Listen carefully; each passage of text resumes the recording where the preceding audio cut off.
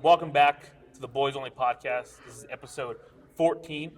Today we have on a legend of Fort Lupton, Jim Roedel. What's up, Coach? What's up? How are you guys? Coach? I don't know if I'd go with legend, but okay, we'll take that. Well, every single time I talk to somebody around in Fort Lupton, they know who you are. Yeah. So that's kind of a legend. Yeah, been around for a while, right? Yeah. Yeah. So yeah, I guess a lot of people know the name, know who I am. Yeah. How many seasons? This will be season 18, I think, 18. at the varsity level, and then I have 2 or 3 at the JV level before that. Do so you going on know your career stats of coaching, your winning losses? Do you know that? I do not. It's not important to me. I do know that I'm getting close to 200, and I do know that I'm only about 25. So it must be close to 200. 207 is the number I got to get to be the all-time leader in wins as a coach. That's Coach Brunton, who was my mentor, was at 207. So I know that number, and I know I'm close, so I knew it was 1 or 2 seasons away. Very close. Yeah, I'm getting closer. I don't know exactly how close. Oh, you know the number. Okay, look it up. I'm What is getting the number, closer. Lorenzo? Actually, I don't remember I remember. I had it written on a notepad and everything because I was planning for today, and then I forgot it. Sorry. But you're in the 200s. I know that for sure. Okay, it's getting I think close. You're closer to like 203, 204. Okay. Your career winning percentage, you're 53%. Okay. Your lowest, do you know your worst season? I think I had a 3-win season one time. For varsity that I saw, you had a 5-win season. Okay, 5. So a little better. Probably 27, felt like 27. probably felt like 3. Probably felt like 3. Yeah, those rough ones. Yeah. You throw in those easy ones that you kind of know you're going to win those ones. You're like, all right, we're good on those two. Yeah. And then do you know your best season? Last season. Yep. Last season would have been the best season. I think 20-3 or 20-4. I kind of 22 and 4. 22-4. All right, Yeah, there you so go. include those. What would you say? Because when I was doing that, looking at the stats and everything, right, you were already 10 years in when you went through that 5 year. Because there's a span. You started a little rough, but you're a new coach. Everyone understands that. You started escalating your career basically with wins, kind of just escalated up. And what kept you at it at now, where you have I think 5 winning seasons back to back to back, 5 to 4 or something like that. What keeps you at that of wanting to stay around and do it? That's a good question. I don't know. I guess longevity matters.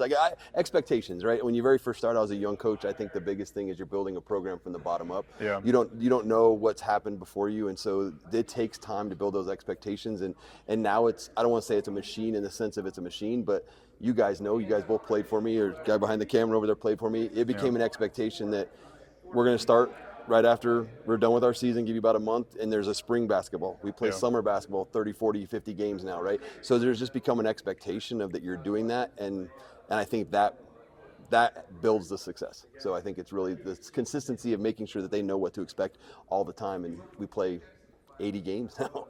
What gets the kids to keep coming out every year? Well, I mean, winning helps, right? Yeah. I mean, I think winning helps. I think the other part of it is I think we have fun. I think we play a fun style. Yeah. I don't think we're too mean as coaching staff. I think we're fair but consistent, and we try and hold them accountable. And I think in the end they value that. Yeah. And I think they need that. Any kid, well, as you'll learn, any kid's going to tell you they don't like discipline, but then they want to be disciplined. Yeah. If that makes sense. And so I think that's what keeps them coming back is that structure and that consistency, and we've won. Yeah. So. Looking in on the team and stuff, what I feel like last year you guys had a really good run last year. You guys went to the second round, lost to Rez in a tough loss. Rez, I think Rez ended up going and taking it all. They won it all. Yep. Yeah, they ended up taking it all. But you play a very unique fashion compared to the old school Fort Lupton. I remember when these guys went to school here. My dad was coaching.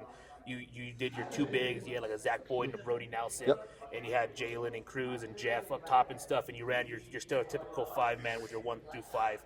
But now you got like a 5-man, and everyone's running. Like your boys are going. Like a lot of motion, right? Yeah, let them went to a motion, led them to a 5-out motion. Part of it was, quite honestly, like you said, keeping kids out was that. You can't be systematic about what you did. We always talk about as coaches, can you run a system or do you adapt? Are you adaptable coach or are you system coach? And I kind of try and find myself halfway in between the middle of those things now, whereas I used to be a system. I run this system. I don't care what it looks like. We're going to run it this way. Yeah. Now I've realized that kids in the rec center, they want to play, and if I make them point to point, it's not going to happen. So now it becomes more read and react. When Memphis came around, we started dribble drive motion, and that kind of kick-started everything for me. Yep. And now when I don't have dribblers, I run back to a motion, but they still have freedom. They can play off the ball, they can set ball screens, and so it becomes more fun for them. It's not like I got to go set a screen here, I got to go there, got to go there, got to go there. It doesn't look like robots, and so I think that brings the joy back out to it. Yep. And so those things have been changes since as a coach, you kind of become, okay, what do the kids need, but what do you need to be successful, and then how do you coach it differently? But you have to evolve with the times, I guess. Well, and that's a question that I had because, when I used to play, the people who I used to look up to were like Kobe Bryant, Kevin Durant. They're very inside of the perimeter. Right. Now you have, Stephen Curry, James Harden, and they love to shoot threes. Yep. I remember I helped coach for you one time, and I'm like, we need to stop shooting threes, and then they're like, but coach, that's what we do. That's all we do. And I'm like, Yep. what? Like, but how do you adapt with that? So again, it came in really. We went to a philosophy for a while, and I think Pat might have been a little bit of it. We went to dribble drive, where it was dribble kick and all. And I literally, if you took a mid-range jump shot, I was mad. Yeah. Because there was no mid-range jump shots. We'd yank you out. I didn't want you shooting. It was either you shoot a three, it was key or three. You either get to the key and you score, or you shoot a three. Yeah. And I didn't want anything in between. Really? And that's the way it was taught. So Vance Wahlberg is the actual founder of that, who then went to Memphis, and Memphis that was when they were back pretty good. Yeah. A lot of talented guards, right? Then they dribble drive, kick, and they shoot the basketball. And so we adapted it because I had kids that could come in, and they loved shooting it. Okay, Right? And so literally, we just stand out there, shoot threes, stand out there, shoot threes. So it was the kids that were Kids like, dictated it, yeah, like, pretty much. let her shoot a shoot, coach. Yeah. And then you're just Kinda, like, yeah. after a while, you're kind of just like, all right, let him shoot. Right. Yeah, and we talked about it even right now. We were just kind of joking around about it. Some of my kids, you look at them, you'd be like, you would not want them to shoot a basketball. But they all asked me, they're like, we can all shoot. I was like, you can all shoot one. Well, I thought I could shoot two. Yeah. I was like, because they know the rule. They can shoot it twice. Most of them can shoot it twice. Yeah. Some can only shoot it once, then they got to get a layup. Okay, Yep. but most of them get two perimeter shots. If they miss both, then they have to get a layup or a free throw. Then they're not allowed to shoot a three again. I remember that being a rule for our bigs. Hey, coach, can I shoot a three? If you make your first one, keep shooting. Right. If you miss it, get your butt inside. Absolutely, right? Yeah, exactly. So it's more for the kids to have some enjoyment of it, but also have some rules around it. Yeah. And they know it. They absolutely know it. They know I hit the first one, and okay, I can shoot the next one. And again, you hit the first one, no one else knows you can't shoot it very well. Yeah. Now they think you can. Yeah, exactly. Like, I won't say your names. No, but you can say names. All right. It's your podcast. You do what you want. Dallas Hansen, McKinney. Who? Dallas Oh yeah, Hansen he liked at it. Kennedy. Yeah, I got it. Remember that? Hey, I got you. Yeah, they never seen a defense where they just four guarded, four, and another guy didn't guard anybody. They were seriously sitting right in front of the hoop, waiting for him to shoot. Yeah, And then it was. He would just be like, and then he'd miss it. They were like, well, Yeah. they got the rebound. Yeah, that was tough. That was tough. I'll just be honest, as a coach, to see him play that, because he was a pretty decent shooter, right? And he had a little elbow jump shot, but they literally started backing off on him on the elbow, and he kept looking at me. I was like, "You got to shoot it." Yeah, they were like two It was times. like, you have He to would shoot literally it. look at the You bench have to like, shoot it, and then he missed it like 3 times, and at that point, it becomes a mental game, Yeah. right? It wasn't his ability necessarily. It was the night, and they had a game plan and said, if he's going to beat us, we're going to make him shoot it. And when he didn't hit the first few, then it was tough. 15, 16-year-old kid having to oh, look out. It happens, right? And what do you see as like the differences of the kids that you've coached from the start to like now? Oh, that's easy. That's an easy get. You guys cared more. You Yeah. guys Okay, cared a yeah. lot more. Your guys' effort was there. I literally had to bribe them right now to get here in the morning at 8 o'clock in the morning burritos. for Yeah. burritos. Okay, Yeah. and I joke with them because I literally there's no way in heck I'm buying burritos tomorrow. It Yeah. ain't happening. I love them to death, and they can go watch this thing, but it ain't happening. Okay, I'm telling you, I don't mind showing out This some is money. gonna come up to like Monday, so you're But yeah, good. exactly. No, it's good. Hey, I'm telling you, they know it. They're not. Yeah. They won't happen. And here's the deal. The sad part about it is they will get here, but they will roll in at 8:28. And Yeah. you guys all know have pregame, right? We have a pre-routine they got to get through before practice starts. Yep. And I told them, if you all get here, we run through that pregame, that pre-routine, and we're all started at 8:30. We're ready to rock and roll. You got burritos. Yeah. Heck, I'd probably let them watch film and go home. Yeah. They don't know that, but I probably just let them watch film, kind of digest what happened here, let them get out of here, just to make sure that they're committed to it. Because right now, my biggest struggle is getting them here. Yeah, and They think they're good. that's one thing that I saw. I don't know if you remember my last practice that I was with you guys. We were at the middle school, Okay. and we played UCLA. Okay. And I helped, there's like the varsity and JV, and I helped the JV, and then I was literally having to like drag them onto the court to play with me. And I'm like, I'm old. I'm fat now. Like I can't run, And so I'm doing this, and at the end of practice, I get up in front of everyone. I'm like, we didn't lose because they're better. Yeah. we lost because you guys didn't want to play. Right. You know, and that was a very big thing where I'm like, me and everyone else, we used to fight when we used to play. I don't know if you remember that. Oh, yeah. No, it's good. I'd be, me and Patrick would fight a lot. Nate, I remember I would check him in the chest all the time.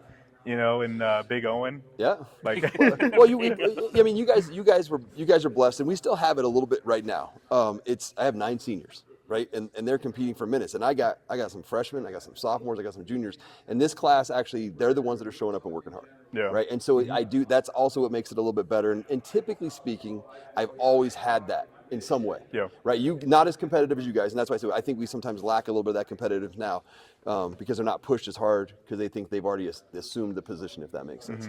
But with you guys, there were some rivalries, sibling rivalries, right? Yeah. There was other things, but well, we had tryouts back. Well, you had tryouts, and it was more intense. We used to have 46 kids in the gym. I had 26, 27 kids now, so they're pretty much know they're going to make a team, which is great. I love it. I love every kid I have. They work their butts off, and I've always had that the last few years.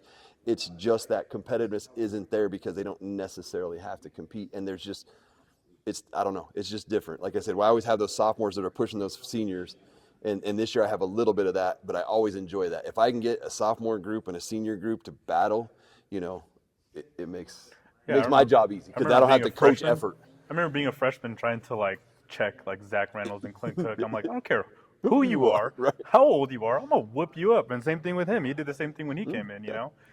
It was just fun. That's a great segue for one of the things I wanted to ask about. 2013, last game of the season, you guys are playing George Washington. I think it was George Washington, or No, it was Westminster. Westminster. Oh. And Zach Boyd, or Cody Cody Hines goes to the line. Yeah. Cody Hines goes to the line, and we all knew he was going to miss the free throws. I think it was 2010 actually. So actually, I was a freshman. Oh, 2010, Okay. I'll let you get it out, but I'm going to tell you the story. Yeah. Keep going, though. And Cody goes up. He gets fouled with no time on the clock. Right. First time I ever suited up varsity. I was standing right there in those bleachers, in the wood bleachers back in the day. Yep. And I'm like, dude, there's no way this guy. I was the number one fan. I was your guys' number one fan. He was. Top fan. And I was like, there's no way this guy's gonna make free throws. He never makes free throws. And then he missed the first one, and the freaking school went crazy. They stormed our court. Hey, bro, you can't do that. You can't do it. Tee him up. Zach Reynolds goes to the freaking line, knocks both down. We go to overtime. We win the game. Yep. Yeah. That's my best story. What would you like? What are a couple of your favorite stories just coaching, like those games that you're like, oh my gosh, how did we get out of there? Or just your favorite moments of coaching basketball and stuff? That's a good one. That's one of them for sure. And I'll just give you the backstory of that. So we had summer hoops that year. Okay, your bigs that you're talking about, Cody, comes to me and says, hey, coach, I'm not going to be able to play summer basketball. I said, okay, what's going on? Well, this is where life changes, right? Yeah. I need to hang out with my online friends more. Xbox. Okay. I'm like, that's good. I said, that's good. I respect that, right? I did. 7-foot ginger? He's 6'6", 6'7" kid, been with me forever, right? Second year going in, he's gonna be a senior. I'm like, okay, starter. I was like, no problem. So I talked to his mom about it. Mom's like, okay, I'm on board with it. And I told him, I said, you know what's gonna happen one day? I said, you're gonna be stepping to the line. Game's gonna matter. It's gonna be senior night, and you're gonna have to make free throws, and you're not gonna have worked on it all summer. And again, not that I can say like that happened, but it happened. But who also got mad that he wasn't at practice? Zach Reynolds. Zach Reynolds. And he was pissed. Zach was mad because they held each other accountable. That group had played together since they were in 6th grade together. They played all that game. They come up there. They absolutely knew it. They kind of said, okay, and then again. And the reason I love that is, just so you know, before that even happened, there was no time left. And the referees pull us over, and they call us, and they said, if he misses one free throw, the game's over. I'm like, okay. I get that. So he missed one free throw, but they came off the bench. So they thought the game was over. Yeah. There never should have been a technical foul call. Yeah. Never. So, like I said, there's very few times I can actually say where a coach mattered in the situation, but I begged and pleaded and we yelled at the official so hard. He's like, T! And I was like, okay, cool. So we still had a chance to win it because if Cody just would have knocked down the other one, and then Zach would have knocked down 2, it would have been all over. Yep. So true story. Goes in, we actually win the game like you said. I go into max preps. This is back when max preps come out at the very beginning. So max preps allows either team to enter the score. So I went in and entered the score that we won. Their head coach went in and changed it. No. Whoa. I went in and changed it back. We went back and forth, back and forth. He actually petitioned to Chassa that he sent the film and everything else, and he said it shouldn't count. That game, in my opinion, was the game that got us into the playoffs. Yeah. And so that is Golden. one of the most memorable games that I will ever remember. And then honestly I have to say, just from it's an opportunity that you don't get very often, is to coach your son, right? And so he struggled through his COVID year. We play our COVID year. We only get 12 or 2020. 15. 12, 15 games. Shout out 2020. There you go. Yeah. 20, we'll get 15, 20. What do we get? 15 games, I think. Maybe 12. I don't remember. So last game of the season, we're playing Aurora Central. I think we got 10 wins that season, so it must have been 12. But we went 10-2 still to make playoffs because they only took 16 teams that year. We were one of the best teams still. Aurora Central was there. Long story short, I had called it before the game, kind of same situation. I said, watch. I said, Kobe's going to hit a 3 to tie it or win the game. Hit a 3 to put us into overtime, had his best game, scored 20-some-odd points. Yep. I'm like, you had that capability all throughout, but he was more of a distributor, always kind of a guy that would really facilitate things, which was great. But to let him end on that note after all that season in his senior season to get that, the crazy part about it is literally that was an NFHS. So our JV wasn't even allowed in the gym. Oh, really? Our JV was allowed. Our JV was allowed. Our JV was allowed to watch it in the commons, which they just played in that gym, right? So then they had to leave the gym, go sit in the commons with another coach. I can only have 2 coaches, so Coach Amato at that time was literally babysitting these kids. They're watching it on the monitor out there, and we went in overtime. So the last 24 seconds of it, when we came and we actually won the game, they didn't get a watch. So they had no idea if we won or if we lost or whatever happened. The time went over on an FHS camera. And so it's just one of those memorable ones like that from there, because literally they're walking out, they're texting me. I was like, why is everybody texting me? Did you win? Did you win? Did you win? I was like, weren't you watching? Yeah. They're like, no, it stopped. And I was like, okay. So that was one of the when we used to live in the apartment in Bell Creek, I had the FHS Officer Ramon, our brother, played on that team. Yeah. And I remember he was there too, Yeah. He had and won on the game. I remember I think I recorded it and sent it to him. Yeah. But so we got to talk about the good ones. What are some heartbreaker ones that you kind of go back and you're like, man, I just wish I could get that game back? Ooh, I think Eaton in the district tournament. I knew it. Would be one of them. Would just be one of them. Shout out Zach Boyd. So is that the dunk? That's the dunk. That's the dunk to end his career. That ended his career. Ended that was our so season. dumb because we were coming back. We were coming back. Yeah, we had cut it down to 8. I think we made that steal, cut it to 6, and that one hurt. I think one of my other most memorable one actually was a JV game. My first or second season, we're over in Floyd, and this resonates to me as a coach. It was one of those coaching moments for myself. Had a kid diagram a play, all set to get a shot for a kid. He goes up. He passes the ball to the guy who did not want to shoot the basketball. He shoots the basketball, and I laid into him as a coach. Laid into him. I was like, I blamed him for losing. No, I was like, I blamed him for losing the game. I blamed him. I mean, it was terrible. I just was like, you missed that shot, blah, blah, blah. I felt terrible. And so, like, that probably sticks with me more from my character perspective is, I was a young coach, JV coach. Winning mattered, but did it really matter? And again, the kid made a split-second decision. It taught me a real quick lesson that, this is a game, and you can't take it that serious. And you're not ever going to expect kids to execute what you did, like, perfectly. Yeah. And so that was probably one that hurt. And it hurt some relationships thereafter, which was more the impactful thing. Other than that, like I said, we've been pretty blessed to have some pretty good games, and there's not too many that have really just kind of totally gotten away from us. I'd say the playoff game 2 years ago at home against Peak to Peak, just a little bit of a tough start. Had our young freshmen at that time, and so I think that was a growing experience for them and made them better last year. Obviously, getting that home game against Eaton last year kind of set the tone. We're like, not letting this happen to us again. So we learned from that. Because it almost happened. Because if I remember, it almost did. You guys beat Eaton by like 20 early that season. We did, and then they kept it close, and you guys we kept it close. Yeah, that's probably a good way to say it. We had to block a shot. We had to block a shot at the very end of the game to win the game to seal it up. Because they were making threes, right? Yeah, they started coming back. Started coming back. It was a good game. It was packed house. It was kind of fun, and that again. So it was kind of one of those again. You get that defining moment where you lost the game before, the year before, kind of the same situation, and then see the kids grow in one more year's time. And so both positive and negative, but yeah. Do you ever get nervous or hyped up for rivals the way we do, like Valley or Weld Central? Like, because I remember playing, I used to get so hyped, and then there'd be a lot of crap talking on social media between the players and stuff, and but then we would win, Yeah. So it's kind of like, but do you ever get into that kind of mentality because you're from here? So the kind of rivalries that we have with Brighton, which we don't play anymore, but like all of that. Do you get that? Yeah. You do? Absolutely. I mean, there's no doubt about it, right? I mean, because I never felt that. I know, but you guys are getting that, right? You guys are getting that as you guys get older, right? You guys have all played. When you can't play anymore, what do? You coach. You coach or you watch, right? But the closest thing to playing is coaching. I just coached my daughter this year, and it was awesome. And again, and you get to that competitive level, right? And you're like, that competitiveness comes out you and as a coach. And like I said, absolutely yes, there are coaches that I want to beat. There are teams I want to beat. There are things that I try and get our kids to be motivated for my intrinsic motivation, meaning that like I want to beat them, but sometimes I realize that it's not about me. I don't really control much of that. But yeah, absolutely. Do you get up? Weld Central a little bit. I'm not going to dog on Weld Central, but rivalry has to be back and forth, right? Yeah, so I can't really call that one a rivalry lately. If you look, I mean, I did look at it the other day. No, I did look at it the other day, and I was like, we had them, and they actually took us off the schedule this year, so I was glad they came down to our scrimmages. Anyway, but again, I've been there. Like I said, we went through a run with them where it was more of a rivalry when Zach Reynolds, those guys very first started, the Cyril's brothers over there, and that piece. There was definitely a rivalry back and forth for about a 4 or 5 year period of time, and it was packed in this gym, right? It was a heated exchange. I would say we've lost a little bit of that luster over the last few years, and just for whatever sake, again, like I said, it hasn't been much of a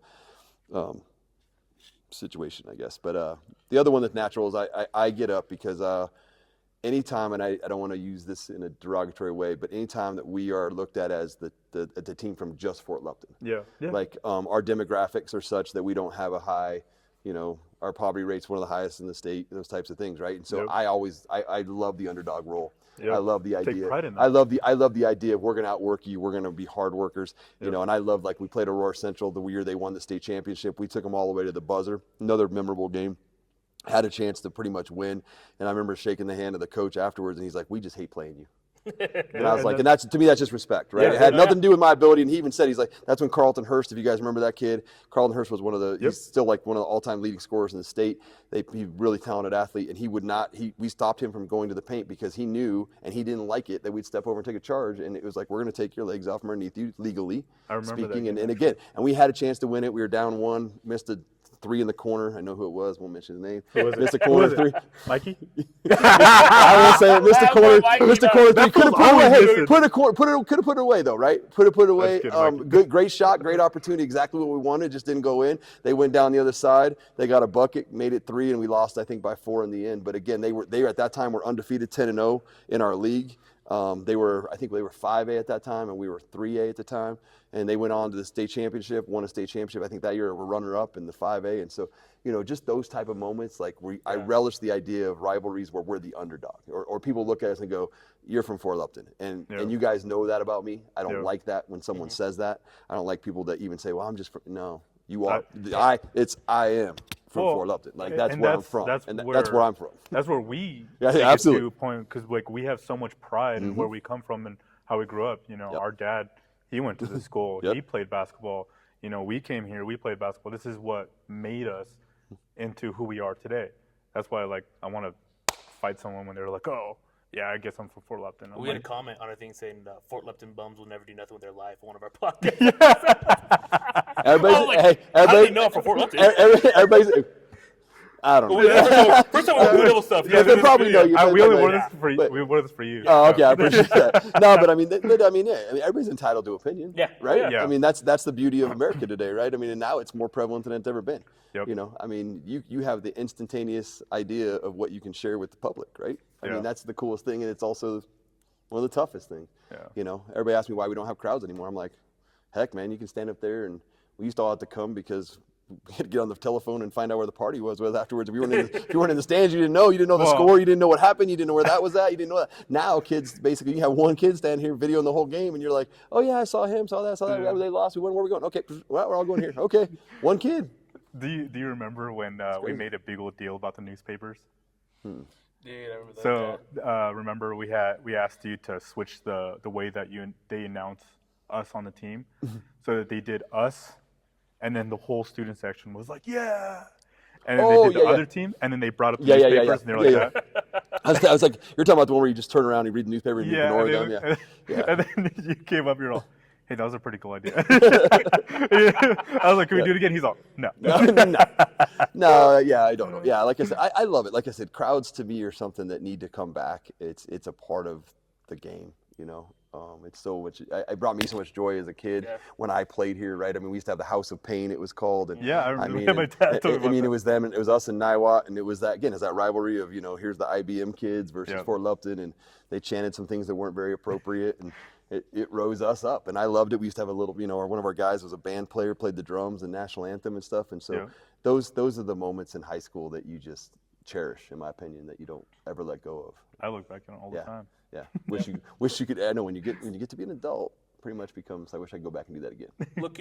Looking back at your players, do you know you have a player that went 100% on his field goals, never missed a shot, and just dominated? His name was Lorenzo Vasquez. Yeah. He was 1 for 1. 1 for 1. 2 points. 2 points. 1.7 rebounds per game. Nice. And 7 points per game. Nice. But never missed a bucket. So I guess. And he was so a sophomore at that time. He was a sophomore at that time, just so we know. I was expecting the question at some point to come up on who the best Vasquez was. So I was going because it was pretty clear. So we apparently know. that's already been answered in your house. It's obviously you. It's obviously a lot of game-winning shots. I never missed a bucket. It was obviously you. Us as brothers, we have already said that yes, Patrick was the best. Oh wow! But who had the best team? Ramon. Kobe was there. Stop. My son was there. Stop. Probably you guys. That's what I'm saying. So we talk a lot about your team actually, and specifically what I would say. You asked something earlier about what's changed.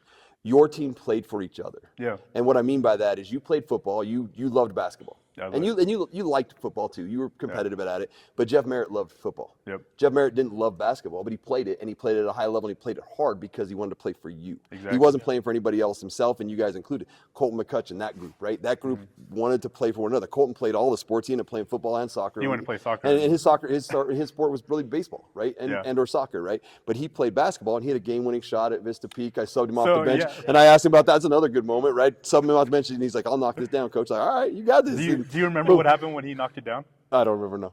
I rolled my ankle from celebrating. I'm like, yeah. And when I went like that, I stepped on someone's foot and I rolled my ankle. And I went to coach and I was like, "Hey, coach, I need a break." He's like, "What happened?" I was like, "I stepped on someone's foot when I was celebrating." He's like, "What are you doing?" Yeah, so that's another memorable. Like again, because the kid literally pulled him off the bench because I knew he's a shooter. We run him off the baseline on I think it was 5 was the out of bounds play, screen him out of the out of bounds. Yep. But what's great about it is when I went to put him back in the game, and he's like, "I'm going to make this." I'm like, Cool. good. Smokey? Yeah. Smokey the dog? Smokey the dog. Yeah, he's like, "I got this." He did the same thing in Valley. Yeah, I remember that one. Yeah, he did that too. Yeah. Because the only reason why I remember that is because the last time we played Valley before that, it was like in 8th grade. He missed the three. He missed it. Yeah. And we were pissed because it was supposed to go to me. Yeah. But then he made up for it, and I was like, "You made up for it, dog," when it really counted. Yeah, no, like I said, so you're right from a team standpoint, and like I said, I think that's also the difference nowadays is I want some of that to come back. It's getting closer. There's some kids that do that, that play multiple sports and things like that, but there's so many of them that just say, "I won't play that other sport." It's not because it's just not their sport. It's like, but you would make that team so much better, even if it's not your sport. Like that team would be better if you just would do that. And so I think that's got to come back into Fort Lupton. And I think even just small schools in general. I was talking to Yuma a little bit about it with the coach. And they're a small school, and he's like, "Yeah, I got kids that play football and do all these other things." And I'm like, we don't have very many that do that. I wish we had more because of that camaraderie, and it carries over. Right, it really does carry over. You guys came out of the football thing, and they knew that was your sport, and it came back in when I was a kid. I remember talking about basketball one time. We're in the state playoffs, we're getting ready to make our last game of the season, or getting ready to maybe qualify for the state playoffs, and Nico Bravo literally stood over me before the week before end of practice, and he literally stood over me. It's like, "You stop talking about basketball. We're in football." Right, and he understood that. I understood that immediately. Like, that was just accountability that I was in that sport. I was there to compete till the very end, and I wanted what was best for it. Yeah, I was a basketball player first, but ultimately, I say that I've been played football in college. But. No, and I did the same thing. I played football in college. There's more opportunities. Yeah, and exactly. There's a lot more roster spots that you can fill in football, which it worked out good for me. But I think I'm always appreciative to you because when I was in school, I used to host a lot of team meetings and a lot of team bondings. And I'd be like, "Hey, coach, I think we're messing up. I think we need to get together."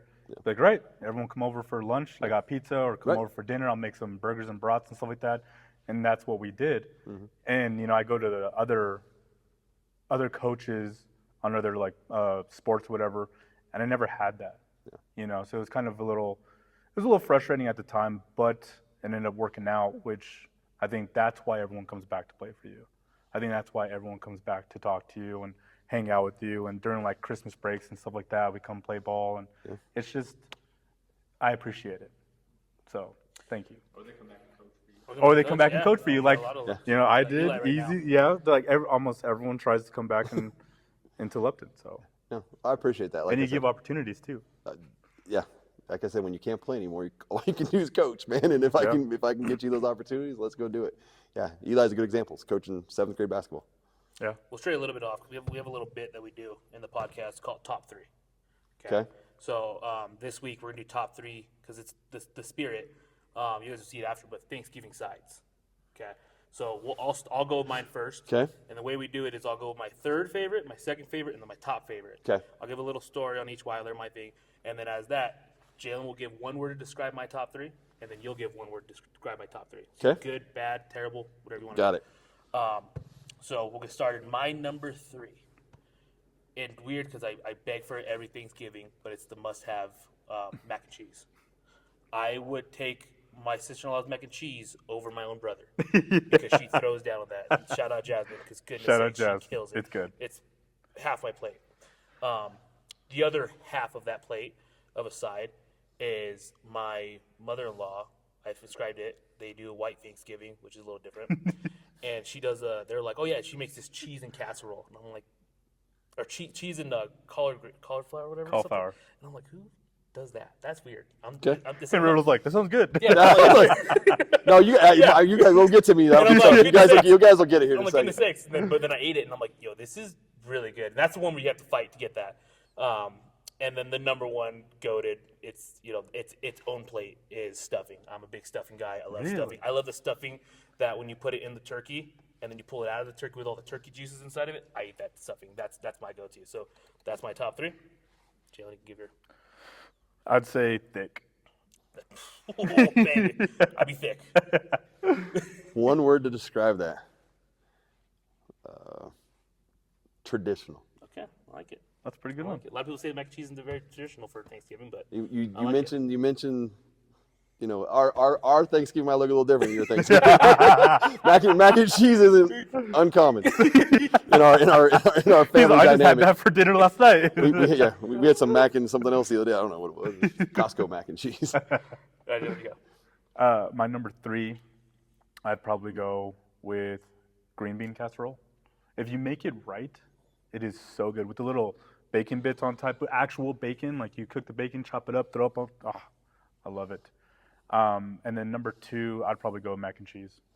Mac and cheese. But my number 1, mashed potatoes and gravy. I love it so much. And then when I put the turkey inside of the gravy and then I put it on top of the mashed potatoes, mix it all together like a big old casserole bowl. So good. My number 3. My word to describe that would be carbs. And I'll go with outstanding. Oh, There we go. That's what I like it. all right. Outstanding choices in that. We know where this guy's going. No, yeah, I know. Here's the crazy part: is I can't name 3 sides because I don't eat 3 sides. Oh. I am like 12-year-old boy, and my palate is not very large. And you get to know me, you'll know that. Like I put M&Ms in a burrito, just to give you some throwback on that. Okay, just because I want some crunch in it. All right. So my 3 sides, I can't even get 3 sides. I have 2 sides. Well, if I really have to pick 3 sides, I'll go 3 sides. So my 3rd one would probably be just a dinner roll, Okay. just a regular old yeah. dinner roll. Okay. My 2nd one is just gonna be corn. Okay, corn. I didn't even thought about corn. Okay, and if you don't have corn at your Thanksgiving, you're wrong. Okay. Yeah, I I'm gonna tell you right don't now. eat it, but No, okay, Do we? because I don't know if we my do. wife can tell you that story. We went to her Thanksgiving one time. She And what wanted happened? we have corn. We had to have corn. We didn't have corn. You get some PTSD with We had some corn? PTSD with corn. Okay, corn. Okay, and the 3rd one is mashed potatoes and gravy. Okay, Was that number 1? that's number 1. Oh, number 1. Okay. Oh, hands down, number 1. I love And then I only have one other thing on my plate, and that's turkey. Yeah. So that's all I put on a plate at Thanksgiving. So when you say pick 3 sides, I had to struggle with the dinner roll, corn, and potatoes, because that's it, and turkey. 12-year-old. And it's crazy because I don't even like turkey. I eat ham more than I do turkey. Okay, give you one word. Oh, sorry. Bland. Just kidding. That's fair. That's General. fair. That's fair. Hyphenated Walmart brand. It's generic. It's generic. If I were to say something. That's but fair. no, those are pretty. I make a joke with my in-laws because when I moved in with them for about like 7 months, and the first night we moved in, they were like, "Oh yeah, we're having like steak and fries." I'm like, "Oh cool, that's cool." And the next night they were like, "Oh, we're having this and mashed potatoes," and I'm like, "Potatoes again? Oh, okay, that's cool." And the next, like, oh, we're doing breakfast burritos with diced potatoes inside. I'm like, yo, like, what are we? How many? Like, what? And they're like, well, yeah, we have all these potatoes. And I buy 2 bags of potatoes every week. And I'm like, we're eating 2 bags of potatoes every week? That is ridiculous. She's like, well, when do you eat mashed potatoes? I'm like, twice a year. Thanksgiving, the day after Thanksgiving, that's when I eat mashed potatoes. Like, Yeah, that's because the we only time. actually talked about it. It's like, we have the mashed potatoes and gravy on Thanksgiving, and then my mom makes potato tacos the day after. Okay. And all of us go back over, and they're delicious, and that's how we get rid of all the potatoes. Those are bomb. I have potatoes for every meal. I believe it. I remember you were over for Jalen's, like, I think it was Jalen's senior night or something like that, and my mom bought a bunch of wings and stuff, and she had mozzarella sticks. And you were like, even you have any mozzarella stuff? I was like, my mom's like, oh no, we have ranch. And he's like, oh, just give me ketchup. That's right. And my mom was like, what? And he's like, no, just ketchup. And my mom was like, no, it's just like marinara sauce. And she's like, no, it's not. It was just ketchup. That's right. I want my ketchup. That's right. I'm a simple man. Simple. Chicken nuggets, ketchup, and a Coke. I'm telling you, man. Our meals consist of a meat group, a potato group, and corn. What's up with this corn? Yeah. Because corn goes with mashed What's potatoes. the story with the corn? Corn goes with mashed potatoes, man. That's what you Yeah, freaked out? you cannot eat potatoes without putting corn in your potatoes. I don't eat corn at all. Have you ever been to KFC? Yeah. Have you ever? Yeah. What do they put in their corn? They put corn and they put mashed potatoes and gravy and chicken, man. That's what it is. I haven't been to KFC in a while. Okay, well you need to hit I a get KFC. a- They have I the get a little bucket. bowls, the I go $5.99 to bowls. Church's. I get Hit a 'em up. bucket, and my Church's head they- doesn't leave that bucket. Okay, I don't touch anything else. My head's in the so bucket. it doesn't matter. Pork chops, mashed potatoes, corn. Wow. Chicken fried steak, potatoes, corn. So are you, Chicken, do you potatoes, eat, corn. Do you eat Steak, potatoes, corn. Want me to keep going? That's my food groups. Do you get like you cut them up and mash them, or do you get like the powdered? I don't do any of it. My wife does all of it. But when I do it, yes, I cut them. I try and cut them up. I cut them all up. I put a ton of milk, usually whole milk if I got it, a stick of butter, and a whole bunch of pepper and salt. And I smash those bad boys up. And then I do not like lumps in my potatoes. And so even we will cook the potatoes. We bought 20. We're doing 40 people for Thanksgiving. We probably got 25, 30 pounds of potatoes that we will cook. Damn. Okay, and they will not have lumps in them because I will do them. Wow, you get the whole like you. Well, hand mash them, you get I mash them all up and then I use the mixer, and I will sit there for 30 minutes, and I'll put more butter in them if I catch a lump. How does your wife feel about you coaching for as long as you did? That's a good question. You should ask her. I mean, no. Honestly, I think she's allowed me to always do what I love. Yeah. And it's been great. She calls herself a widow wife, right, or a basketball widow wife. And I'm blessed that she accepted that. I think it's going back again. She never would keep score. She never do all that stuff when she was young because she was like, I'm going to be stuck doing that, right? Yeah. And she never did it until my son got to high school, and then COVID hit. And then she's my scorekeeper now, and so she gets to come and watch games. But she did that only because she knew she could get in to watch the games, and they couldn't tell her no. That's good. But no, it's a great relationship. It's lasted a super long time. She's a wonderful woman to allow me to do it, and it does take. But I will say this: if you're ever getting into coaching, you guys know this included. It's a full-time job if you want to be committed to it, and you need to have a spouse that understands 2 things. One is your time commitment, Yep. right? And I do a lot of that late at night because I don't sleep. Yeah, you guys know that. The second part of that is not just the time commitment that it has to it for that piece for you and your family, but also that you're not gonna get rich doing it. Yeah. You got to be doing it for the right reasons, and you got to be doing it for kids, and only do it in a place that it really matters. Don't just do it to do it. That's what, like, when I did it, when I helped, I remember I told you, I was like, I'm about to have my baby, but I'll be back. I wasn't back. No. 'Cause I'm like, this is like a lot, It you is. know, you're going to practice, and then I would leave my lady, and I don't want to leave her because, she's doing all this stuff. And I was a new parent at the time and didn't realize how much. And then I looked at you and I'm like, how does this guy do it? Like, Yeah. it was a lot just for me. And your kids were already pretty much older at the time, and you still did it. So I was like, Supporting wife, man. Yeah. A supporting wife.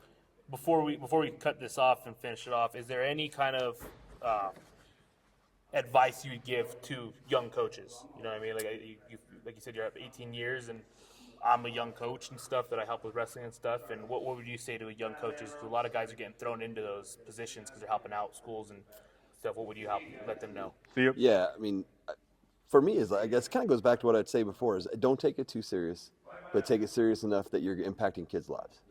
and realize that while the wins and losses may matter to you in the heat of the battle, it's not about that. It's more important to see you guys doing what you're doing right now, hopefully doing what you love and you're passionate about, and hopefully as a coach I've had influence on that. And so don't miss that moment as a coach. Like in you're younger, like I said, I got mad at the kid in the heat of the moment. You want to win, you want to do certain things, but there are so many teachable moments that you have in a season, in a practice, in a day, and it's important. And as a young coach, recognizing those moments and taking advantage of them. Like don't underestimate the fact that you just pulled a kid aside, started talking to him about a move wrestling wise. Hey, you need to lock those arms a little better in the cradle or whatever it might be, right? That moment might have been enough to just inspire him to be better in his life, not even in the sport. Later in life, he's going to look back and go, man, I remember, Lorenzo stuck with me. I got pinned 4, 5, 6 weeks in a row, but every practice he kept working with me. And you guys have heard coaches say this, and it's probably the most thing I took away from my coaches. When I stop yelling at you, I've stopped caring. Yep. And that's true. And it's hard to yell at kids, but my wife will tell you that too. She goes, I don't know how you are so blunt with kids, and she's right. Yeah. And I tell her, I said, I don't know to be any different. And so I would say that as well. Just be direct with a kid, because they need to hear it, but yet love them for it. They're built and designed to make a mistake. And so as a young coach, I would say just cherish every moment you get an opportunity to change a life. Doesn't matter if you got better, you got worse, whatever happened to it. But that, I guarantee you, it'll pay off down the road. That first 4 or 5 years, you don't feel it as a coach. You just don't feel it. You feel like it's a grind. You feel like, am I really making an impact? Especially if you're not winning or you're not doing a lot of things. And maybe that's what you said, after that 5-year mark, it kicks in, right? Because your mindset changes. My mindset's more different, or was different, right? It was more about, I'm here to just help kids, man, and enjoy that. Like it's no other place you can do it, man. Right before we end, that's a shout out to Coach Motto. Yeah. Coach Motto, he coached all of us boys at my dad and you, and he was here for a long time, and I pay a lot of respect to him. And you were talking about being blunt, and Amato was one of the most blunt coaches I had ever been around in my life, and I respect him for it. And there was a player that came to him. And I just heard the story from my dad, but he went up to Amato and he was like, "Hey, coach, I don't know if you care or if it's going to be okay, but I want to do the play here at the school, but I don't want to." He's like, "Well, it's not really going to mess with your playing time anyway, so go ahead." I know the kid. Yeah, I do too. I didn't want to say his name because that's not a good story. I got you. But shout out Coach Amato being so blunt, and that's who he was, and I've always respected him for it. I miss him, but yeah, that's just a quick Amato story to end it up. Okay, we can go a whole podcast episode of Amato stories. Yeah. Want to thank you very much. Thanks to everyone that watched. We're out. Welcome to one of our segments on the Bois Only Podcast. We are today at our alma mater, Fort Lupton High School. We are interviewing the basketball team. We got 2 players, and we got the head coach, Jim Roedel. Do you want to introduce yourself? Yeah, my name is Javon Gonzalez. I'm a junior, starting point guard here at Fort Lupton High School. A junior, you said? Yeah, junior. Yeah, junior nice, year. Nice. What are some things you want to just kind of talk about, what you're looking for this season? It's like starting off with a good start, like meshing well together, chemistry. See how we do. We take a trip out to Basalt, right? Basalt, yeah. We have a tournament over the weekend, 3 games, see how that goes. So I just want to do well out there and see where we're at after that. Nice. What is doing well to you? Winning games for sure. Winning games? That's the main priority. Yeah. Yeah. How would you rank your competitive drive? It's up there. I mean, I love to compete. Yeah, it's great. Yeah. What are some reasons why basketball is kind of? Because I'm around the school a lot. Yeah. I've seen it a lot. I coach wrestling. I've been around football and stuff. And you're a hell of an athlete overall, but you mostly stick to basketball. What is the reason mostly for basketball? I mean, I grew up playing every sport: soccer, baseball, basketball, you name it. But I mean, once I got to middle school, I just kind of wanted to focus more on one sport and put my everything into basketball. Yeah. So, yeah. What do you like about basketball? Just being around the guys, assists, love that. Scoring. Scoring, yes. Okay, so that's what I used to like when I played in basketball. There's like something about, like when you're in the middle of a game, it's a Yeah. close game, you get the ball in your hands, everyone knows it's going to go to you. Yep. You take it down, you score the hoop, right? You're great. up, everyone's cheering, they're going crazy. Yeah. That's what I loved about sports. Yeah, that's like great, for yeah. basketball, football, that's what I loved, is getting the crowd just Yeah. going crazy. Has there been any points since you've played in high school that you Yeah. remember, any good memories? Yeah, one thing, I mean, the state games, they get packed. Those are my Yeah. favorite for sure. So Who'd you guys play last year? last year we played Eaton first round home and Res second round away. Lost that And game. the Ian game, I mean, it was more of a 4-point, but they hit a 3 at the end. Yeah. They hit it within 1 point, but that was a close game. Yeah, that got was a a very block close, at the end, Yeah, saved the yeah. game. I think it was Gabe. Gabe got that block. At the Yeah, end. Gabe did. Last Yeah. year. And that was a really good play. What question we want to ask? Now you're a junior. Yeah. What school do you love competing against, and what school you're like, dude, I don't want to go play against them? I want Res Christian. You want Res yeah, Christian? that's the one we're marking on the date. What was the question again? The second What one? schools do you hate playing against? Hate. Like you know it's gonna, like you know it's either gonna be a battle, or you know that these guys are just kind of Montview, DSST Okay, Montview. really? Montview, yeah. Okay. They always give us a battle, so Really? it'll be fun this year. Yeah. Nice, yeah, awesome. Yeah. Yeah. Any shout outs you want to give out to anybody? Teammates, coaches, yeah, and the facility, Yeah. What about your coach? Uh, Let's ask you that. What's one of your favorite things about your coach, and then what thing you're like, all right, he could do a little better at? What do you think? What do you think? Let me think. Shoot, I could have came up 5 off the top of the head. Say. Okay, one thing I do love about him. He's always got burritos. Always got burritos. yeah, doesn't he? he And always ketchup. And ketchup. I'd say I love like just the way he pushes us Yeah. to be just better people in general, not just basketball, just Yeah. in life. One thing I do hate is our pre-game warm-ups this year. Why are we doing those? You switched it up or what? Yeah. No, same thing, but he makes sure we do it. Oh, You can't practice without it. Yeah. Oh man. Pull up late, he has you doing it. Don't matter. All right, man. Thank you for the interview. I Thank you. appreciate Good it, luck bro. this season, bud. Thank you for coming on. Another player? Introduce yourself. My name's Andres Baron. I'm a senior and I'm a shooting guard. Senior year. Yep. How you feel? Feel good. Feel pretty good? Yeah, I'm excited. Yeah. What Yeah. about? Just excited to play with my teammates and just have a fun year all around and win some games. Because your teammate just said that, the same thing. Yeah. I wanted to have like fun. What is fun to you, like when it comes to Just basketball? like laughing with my teammates, on and off the court and just playing good with them when we're all playing good. The fun moments for me when I was back, I remember a lot of bus rides, Oh, yeah. right? Talking crap, joking around with everyone. And then back in the day, I don't know if it's still a thing, but when I was playing, you knew that you were top dog when you were in the back of the bus. Oh, yeah. Times change, right? At first, like you never want to be in the back of the bus. Yeah. But now it's like It's still like that, yeah. It's Senior, still like junior, that, back. Yeah. Yeah. And I remember when I used to play, I had a freshman. Every senior was designated a freshman. And I used to bring my freshman back. He used to bring snacks. Oh. He used to bring like burritos and tacos. like So you had a good freshman, huh? yeah, I Yeah. did. He was a good guy. I Well, still it's all talk to based him on how you today. treat them. It's based Yeah, on how you that's treat true. them. Yeah. Treat them good, they're going to Treat treat 'em you good. good. Yeah. That's the fun part of it all. Great. We'll go back to kind of a question we asked Siobhan. What is a team you love playing and a team you hate playing? I love playing rivals. Like, I love playing Weld. I like playing Okay, Weld today. And then probably Montview just because That's what he they said. beat him Battle, last year. Yeah. And they it's a took battle. league last year, Yeah. right? From you guys? Yeah. It was just you two on top. Yeah. Yeah, I remember that. So that was a pretty good battle you guys had on there. If you were to describe your game, if you can compare your game to an NBA player, what do you compare it to? Who you running like? Clay Thompson. Oh, Klay okay, Thompson. spot up shooter. Catch and Nice. shoot. Catch Yeah. and Shoot. I Nice. like it. That's cool. Nice. Yeah. No, that's what we like to hear. What's an attribute that you have that you would say is underrated?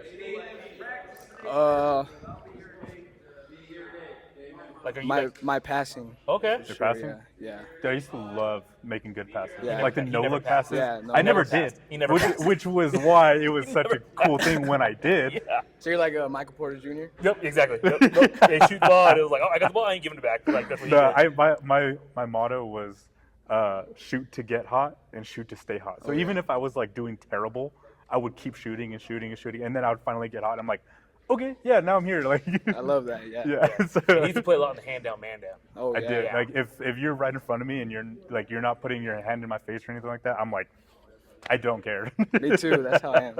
Yeah, no. Me in my high school career, I didn't miss one basket in varsity. I only shot one. But I Oh, made you only it. shot one? So, but I did not miss a basket. So I was 100%. I averaged 0.7 points per game, and I also averaged 1.3 rebounds per game. So I played. Bro, how do you know I, that? I looked it up today. I also I averaged. was like, dude, I don't remember I also how much averaged I averaged. 1.3 rebounds per game. So I was 100%. Oh, sorry, I only played 3 games. Oh, okay. Were you 100%? I was 100% free throw shooting my sophomore year. Oh, I only no shot way. 4 though, but Hey, that's made all that's four. Hey, that's what we do, Made dog. all That's how we 4. do. That's how we run it. Any shout outs you want to give before we end this one? Shout out my team and my coaches. Nice. What's your favorite thing about Roedel? What's your least favorite thing about Roedel? Favorite thing about Roedel is he interacts with everyone and he's always smiling with everyone. Yeah. And my least favorite thing about him, he never brings food for anyone, just himself. He's like got 3 burritos. He's Yeah. like, oh, I didn't think about y'all. Yeah. Thank you, man. It was a pleasure having you. Thank y'all. Appreciate it, brother. Thank you for having Good me. luck this season.